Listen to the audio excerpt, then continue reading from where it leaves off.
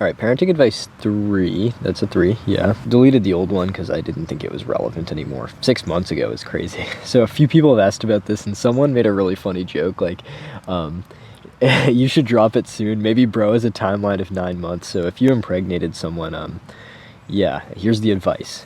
I didn't realize just how much of an asset it was to be raised by professors until maybe 6 months ago, or until I really went out into the world and met a lot of different types of people at college, and realized like different people have pretty different habits than I do, and my sister also has noticed this a lot. So I've talked about like family reading time and whatnot, but another important thing is kind of the structure of our day. So my mom, for instance, like clockwork, exercises every day, reads every day, and does work for probably 8 hours. She's like a cartoonist, so she does like a lot of drawing. She's extremely conscientious, and like I would say we all maybe have a little bit of OCD, or at least like we obsessively work on things. Like we all have like creative output. My sister, for her, it's like physical medium art. Like she does a lot of fashion design. And my dad just like reads a lot, produces music. He's a professor, obviously. He researches and builds his knowledge. But I guess like for concrete parenting advice, the structure of your day is very important. And seeing my parents go through those routines from a young age, and in fact, like they kind of forced us into those routines. They were like, you don't get to lie around consuming content. You have to go outside. We were limited to 30 minutes of screen time a day for the longest time, even though we totally got around that. But like they limited us to that, and they also like we always had to be doing a project, and also we always go outside. Like we always do some kind of excursion at least daily. And they'd take us all over our state, and also just they'd always be. This is a very like lucky thing that I get access to. Like we would travel to a lot of weird places because professors have like sabbatical where they get to do research in a different institution. So in I don't know, second grade, spent like half a year in Israel. And I said that before, and so many people like it's so loaded now because of all the psyops and propaganda. Like it was literally for like the most innocuous reason that like there is a center for studying classics there. So I guess I would say that's if you can afford that, or if you have the opportunity like my family did, to just live in weird places. That also like really gave me a lot of cultural exposure at a young age, which I think was really good for me.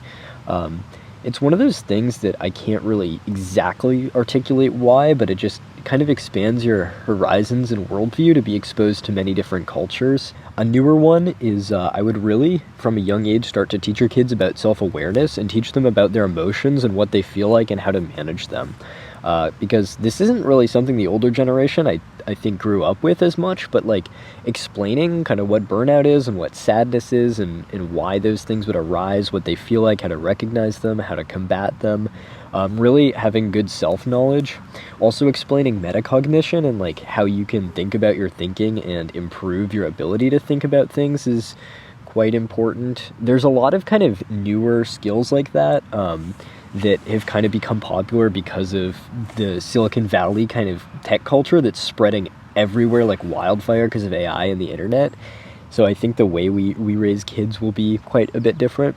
And I would say also as well, this might diverge from like just my personal advice, but learning about behavior and operant conditioning and learning theory, which is also interrelated there is a lot of advancement we've made, like a serious amount of advancement. We're looking at software a lot these days and looking at how far things are going, and math as well. Like AI solved an Erdish problem the other day, I think. But consider the same breakthroughs have been made in learning theory and behavior, and I would, before you have a kid, like try to get some behavior or learning theory under your belt. Like these kids are going to grow up to be wicked smart because we're really good at teaching now and really good at tactically encouraging certain behaviors, and I would definitely try to have a good amount of that under my belt. Like if I am able to teach people in a really effective way and help them grow in a really effective way, and I'm practicing all these skills in my 20s, like by the time I'm ready to have kids, if the world is even still around by then, like Oh, hello, chipmunk. Another one is like let your kids explore and do all kinds of stuff on their own, and don't like try to pull their interests into one thing that they may not like, because I think it was important for me to learn. Like I could go get really obsessed with things from a young age. Like I would back in the day for me it was Legos. Like I would play with Legos probably 10 hours a day. Like I'd wake up at 6 a.m., just like get on the grind, and then just all the way until bedtime. But I went outside and stuff too. I had some outside activities. Like my parents got me a bow and arrow. I would just shoot squirrels in my backyard, or try to. They have really good reflexes. But squirrels, like they eat our garden. We have like a lot of carrots and stuff we grow, so it's worth killing them. They're pests.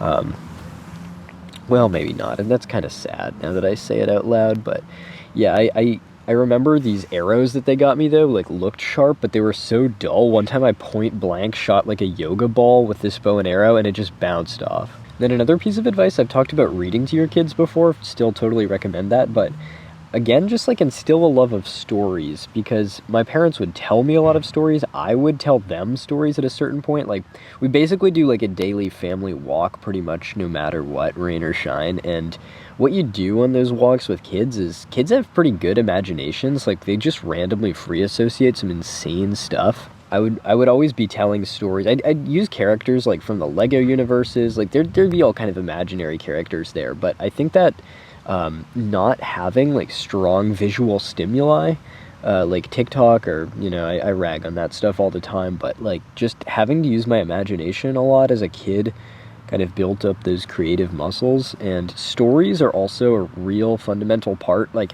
I had an appreciation early on for them being amusing, and then I read some young, and now I really appreciate stories. Like they kind of underlie all of our cognition actually.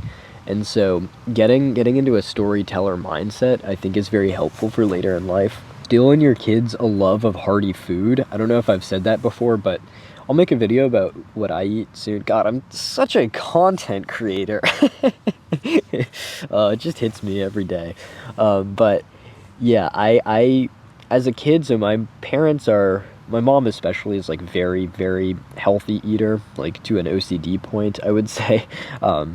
Like well, maybe not totally. OCD has a connotation, but like I would be eating lentil stews and chickpeas and brown wild rice, and like my mom would make her own bread, and like we'd roll our own food a lot of the time, open source, like free and organic food, buy in bulk, all that stuff. And when I went to college, at first I was like, okay, I don't really care. Like, how bad is sugar for you, really? It doesn't really matter to me. But I went out and I kind of tried that stuff, and it's not like it wasn't bad. It's just like I had been so conditioned to like eating healthy that I just now naturally default to it. And I've kind of picked up those habits, and my sister has as well, to a point where it's like we really religiously will not eat unhealthy food. Like I will not touch anything processed or sugar really at all. And yeah, I think I'm glad those habits were instilled in me from a young age.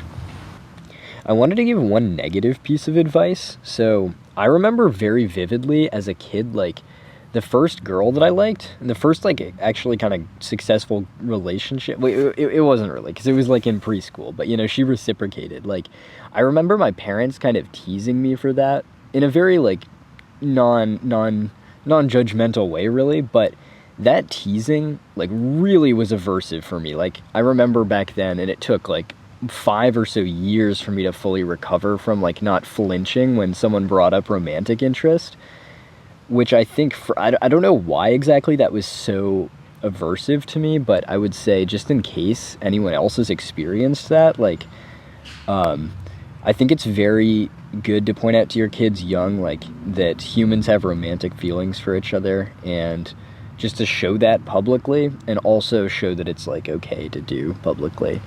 I've actually heard from more than a few friends that they've kind of had a similar experience too, where it's like they feel kind of uncomfortable at publicly expressing the fact that they like someone or something like that, and that just, like, I think kind of kills your confidence and ability to just like go up and express your interest in someone. And there was another kind of interesting thing that I talked about with So no, like my behavioral mentor, his girlfriend is like really, really good at psychology, and she mentioned this, and I thought it was very interesting because I've thought about it a lot too. Like, it's not really good for a young kid to kind of form a like very close symbiotic relationship with a mentor, because I've experienced this. Like, you can kind of skip past some developmental stages in a way, and not totally skip past them because you'll miss certain important social things, but like when I was just talking to my first mentor, who is a decade older than me, for like 8 hours, like I dropped out of college and then I was just talking to this guy like 8 hours a day, like I skipped forward quite a lot in my development, and I would say I'm still kind of skipping forward a bit in my development, especially learning like the more social and behavior stuff now. And I always wondered, could you just take a kid and like sit them down and like just teach them like category theory, you know, and like, and not in a mean aversive way, like you're gonna sit down and do 500 SAT problems, but like using positive reinforcement and encouragement. And if you are a really good teacher, could you just crazy upskill your kid and get them doing distributed systems by like age 6? I think you could do quite a lot if you knew what you were doing, but like that's a, I don't know. That's an interesting one, because I think you could potentially, like if your kid went to public school, that would be really, really weird for them. They would be kind of alienated from their peers in a lot of ways, unless you also explained that to them.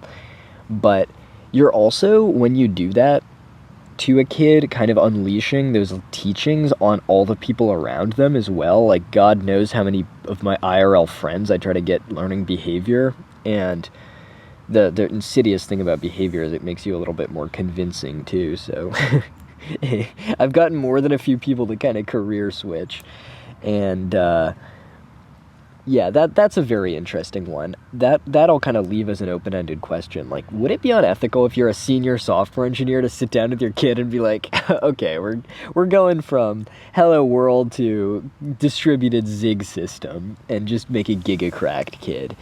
I don't know about that one, but yeah, I think working on like a project as well with your kid is a really good way to kind of introduce them to like collaborative creative work from a young age, and like how you can have different people's art styles and ideas blend together, and where the one person's output ends and another's begins. I remember doing that a lot with, I mean, my dad and I would like work on, my dad would get me involved in his music.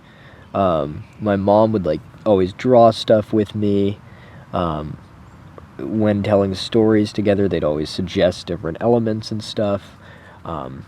Okay, I guess one more thing. This video is slightly dragging on, but you're chronically online, let's be honest. Nerdy hobbies that I've had along the way, like I remember kind of at one part of high school being like, oh, why do I do this and not like go and drink at the beach with the popular kids?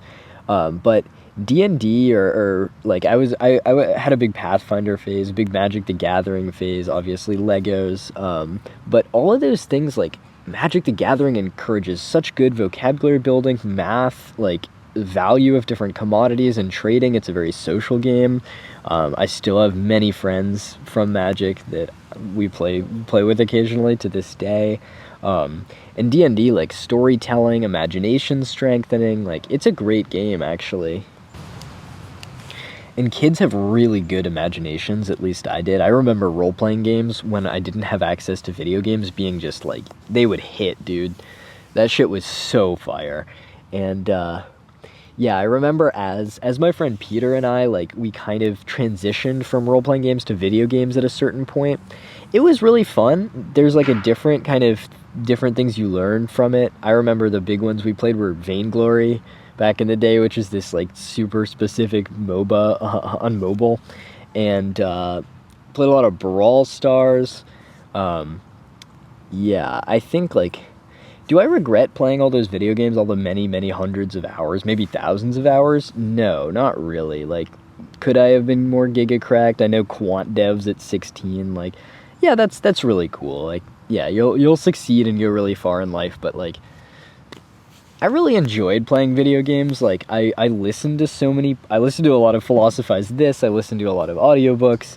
Um, I would learn quite a lot about the world by just like playing a game that didn't distract my imagination, like Minecraft, and listening to an immersive audiobook. And I would do that for hours a day. Like that was kind of my go-to pastime activity for a while. Um, yeah, and I picked up like just a lot of mechanical skills from video games as well, like dexterity and the ability to like read things. Geometry Dash was another great game, like because it had like an artistic component, like level building. I got really into at one point, um, and yeah, that was a good one. I played like fighting games like Brawlhalla and Smash Ultimate for a while, which teach you like kind of combo sequencing and reflexes. There's kind of a lot to those too. Also battle royale games. I remember just to have all the Gen Z go on a nostalgia trip with me. I was too early for Fortnite, but I played a lot of PUBG Mobile. I played a lot of what was that game? Rules of Survival, which was an early battle royale, and that I would also like. I would play a lot with friends, but also a lot solo. I just really enjoyed like listening to an audiobook and simultaneously playing video games. That was a pastime that I think is I think that's an excellent way to because video games are quite time consuming and quite addicting. Like I don't really want to judge anyone for playing them because they have a ton of good benefits, but I also like we have to acknowledge they do kind of shape the course of your life. They really can, and they can get out of hand. And I think combining them with audiobooks was like one of the best things I did. That wasn't really parenting advice, but you're going to contend with video games and AI and TikTok and all that stuff. And yeah, I also didn't get a phone until I was 14, maybe. I had an iPod Touch, I think. Yeah. Anyway, I'll see you next time.